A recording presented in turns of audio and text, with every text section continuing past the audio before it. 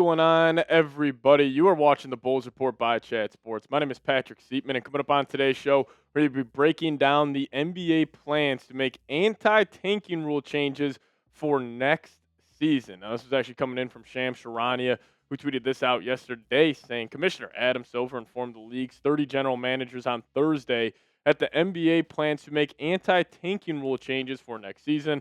Sources tell ESPN stakeholders have intensified dialogue about combating tanking. Now, the one concern I have about this is where is this coming from, excuse me, because is this Adam Silver trying to make the league and put it in a better place, or is this the sports books hammering down on Adam Silver because of the player prop issues going on right now and a lot of these team over-unders that we heard Silver talk about where these big sportsbook companies like DraftKings and FanDuel are reaching out to the NBA and pretty much saying, hey, we're getting screwed here. We don't have a fair market for our players because of the tanking situation. So I hope it's coming from a good spot, but some potential changes that Shams listed above this tweet saying first round draft picks can be protected only top 4, top 14.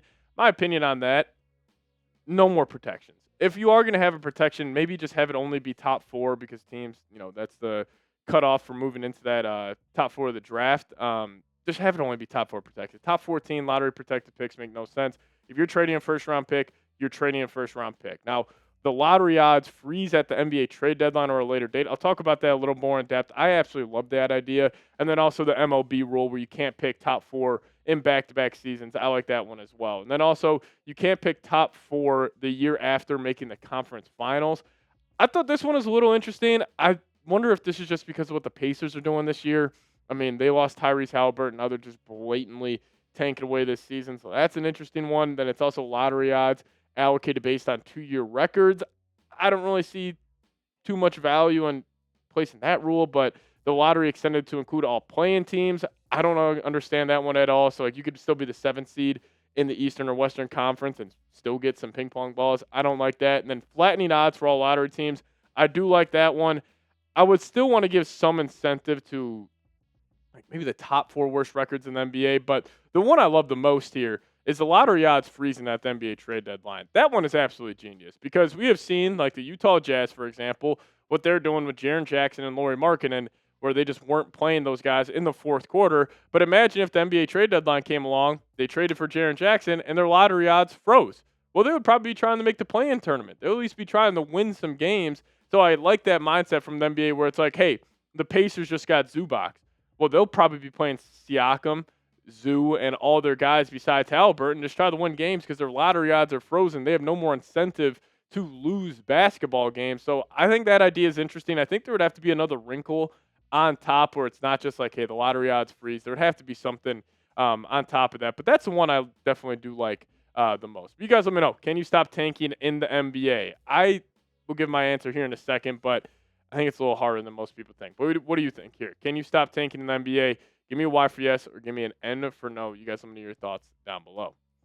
I don't think you can. I think no matter what rule you put in place, there will be some loophole around it, just like anything. I mean, we have seen, the NBA make countless rule changes over the last couple of years, and teams still find a way around it. So I don't think you can fully stop tanking. But I think the funniest part of this is once the Chicago Bulls plan to tank, the NBA is now changing their tanking rules. Like, this is just the most Chicago Bulls thing of all time. Like, we have talked about the Bulls hanging on to their players 1 or 2 years too late. Did it with Zach LaVine, did it with DeMar DeRozan, and now with the tanking trend in the NBA, right when the Bulls want to start tanking, the NBA is going to ban tanking pretty much. Now, there'll still be ways around it. I mean, the Bulls are going to be so bad the next couple of years, they should still walk into at least a couple of top 4 picks. But right now, the Bulls' current odds, they would have the 9th pick in the NBA draft if there was no lottery right now. But they do have a 20.3% chance to land a top 4 pick, which is absolutely awesome. I mean, that draft lottery night is going to be insane. Because if you land a top 4 pick in this year's draft class, I mean, you legit get a franchise-altering player. And then, hey, a 4.5% chance to get their number 1 overall pick. It's not a lot, but I'll take it. Way better than what we have had over the last couple of years. Now, the Bulls are probably going to be stuck here at the 9th worst record in the NBA. Here are the bottom 10. They did pass up the Milwaukee Bucks over the last couple of weeks, but they're 24-32, losing 7 games in a row. Maybe they can jump the Memphis Grizzlies, but I think the highest you could probably get here is maybe around 7. Nah, probably not. I honestly think the highest Bulls will move is probably up to 8. Like, you're not getting near the Kings, Pacers, Pelicans. I mean, the fact that the Bulls had a chance to get the Pelicans' first-round pick unprotected last year during the NBA draft and said no to it even speaks to how much of a fucking joke this organization is. Then you also have the Brooklyn Nets at number 4 and then the Wizards at number 5. But the Bulls aren't going to be able to jump any of those teams. And, I do think from the NBA's perspective here, they got a lot more issues than just tanking. Like, I understand tanking. It is a huge root of all the problems, like the injury management. Like, guys will just blatantly sit players out because they don't want them getting hurt, and they'll also increase their draft lottery odds. But, like, they have more issues than tanking. Like, still my number one issue with the NBA is style of play. I felt like back and obviously during the 90s, way more physical, but you had defensive 3 seconds, so that changed everything. But the one rule that I felt like the NBA where it changed was back in 2015 when they got rid of the hand check. I still think they need to bring that back because I want physicality back in the NBA. I think it needs a return because then it would add, value to different types of teams. Like if you had a team where, let's just say you had 2 elite defensive guards, like a prime Tony Allen or like a Kawhi Leonard, and you could hand check and pick a guy up full court with your hand on him, and then you could have defense being back. Like I would love to have 1 year in the NBA where it's like a team is so inept offensively, but they are so dominant defensively that they actually have a chance to win the title. We'll never see that nowadays. Like I want to see like an old school, like those 2010s Grizzlies teams where it's like they had a chance to make the Western Conference Finals, even though they only had a couple of guys offensively who could do anything, but they were so good defensively because of the hand check. I'd like to see the NBA kind of shift towards that direction just a little more. But you guys let me know, what is one change you would make in the NBA? I would bring back the hand check. That's been number 1 for me for a very long time. But you guys let me know your thoughts. What is one change you would make to the NBA? All right, we'll talk about the Bulls here a little more in depth in a second. But let me tell you guys about today's presenting sponsor, and that is Prize Picks. Now, shoot your shot on Prize Picks and get $50 instantly in lineups when you play your first $5. That's right. Prize Picks is now giving you $50 in lineups when you sign up and play your first $5. Prize Picks makes every dunk, every dime, and every board that much more exciting. So don't miss this chance to get started on America's #1 app for sports picks. And Prize Picks, it's super simple to play. All you got to do is pick more or less on 2 to 6 player stat projections. If you guys get your picks right, you could cash in. Pick from all your favorite sports, anything from basketball, baseball, hockey, UFC, soccer, college basketball, tennis, golf, esports, and more. I also have a new feature called Early Payouts. If your player gets off to a hot start, you now have the option to cash out those winnings before the game even finishes. So download the Prize Picks app today. Plug in promo code CLNS to get $50 in lineups after you play your first $5 lineup.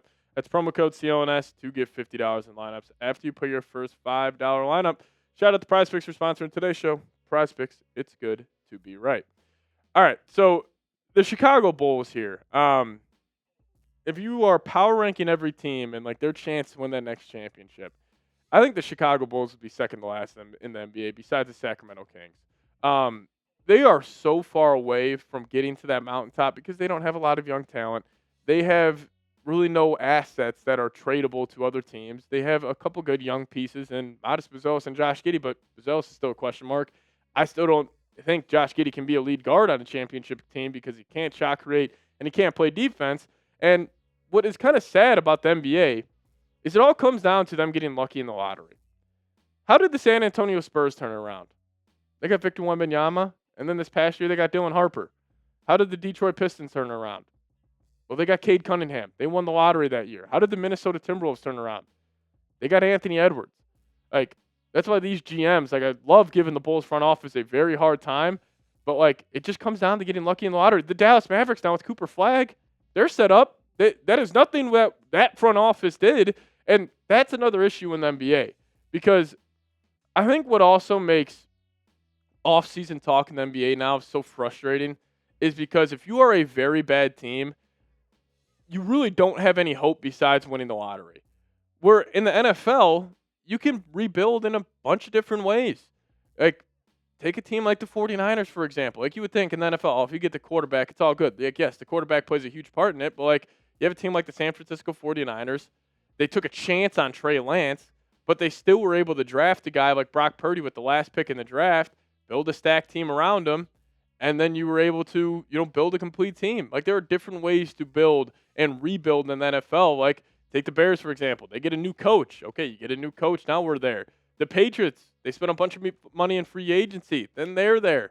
Like, there are multiple ways to rebuild in the NFL compared to the NBA, where it's just like, you just got to get that superstar. You just got to get Wemby. You got to get Cade. You got to get Anthony Edwards. And that's where the Bulls are at right now. I mean, if they could get a top 4 pick in this year's draft class, it would completely change the direction of the franchise. But it would be no credit to what the front office did. Like, the front office is still, I mean, they are idiots. They have no idea what's going on.